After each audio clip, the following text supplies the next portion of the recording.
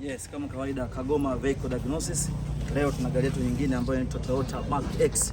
Iko vizuri kabisa hapa, ambayo ni V6, iko vizuri kabisa. Lakini modeli yake ni modeli ya injini hii hapa ni GLX 130 13 AGTZ. Kwa hiyo imekuja kwa nasema mteja akipigia simu ikiwa haiwezi kuwa kabisa. Amejaribu kuwasha kwa tendesha ghafla ikato haiwezi kuwasha.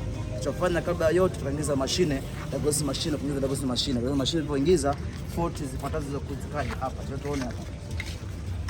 Fault mbalimbali ambazo zimekuja hapa. Fault zilikuja hizi. Fault zilikuja kama zifuatazo hapa.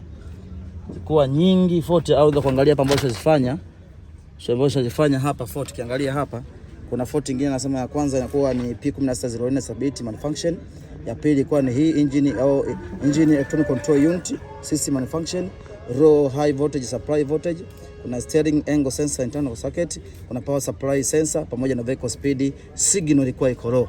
Anasema je, possible causes ni nini? Possible causes ya hii hapa gani? Possible causes ya hii tatizo cha kwanza ilikuwa ni low or high voltage ya battery. Maana kupima ile battery ikawa inakuta ina voti ya 2.3. Kwa hiyo inatakiwa kuwaka 9 na voti 12.7 hapo ngapi, ambao ukiwasha tu itakuwa mpaka enda mpaka 11. Sasa hivi tukaweka battery lingine, tukaingiza, tukaskani, tukafanya program na immobilizer, ikawa iko vizuri kabisa. Tulivyowasha ikawa safi, lakini ikaja bado kuna sensor mbili ambayo ni steering angle sensor internal circuit pamoja na vehicle speed sensor. Njoo tuone hapa na washa hapo, angalia inakuwaje. Ingiza hapo na washa. Mashine hapa kama kawaida. Sensor washa kama hapa. Washa hapa. Gari sasa imewaka. Ukiangalia vizuri hapa kama Eco Mark X kama unavyoona hapa, lakini baadaye utakuja kuna sensor umeona VSC vehicle speed sensor. Maana kuna angle iko yakaa vizuri, lakini Eco maana yake kuna mode iko vizuri kama unavyoona hapa.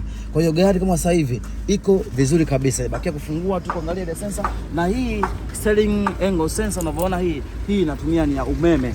Ya nini? Ya umeme.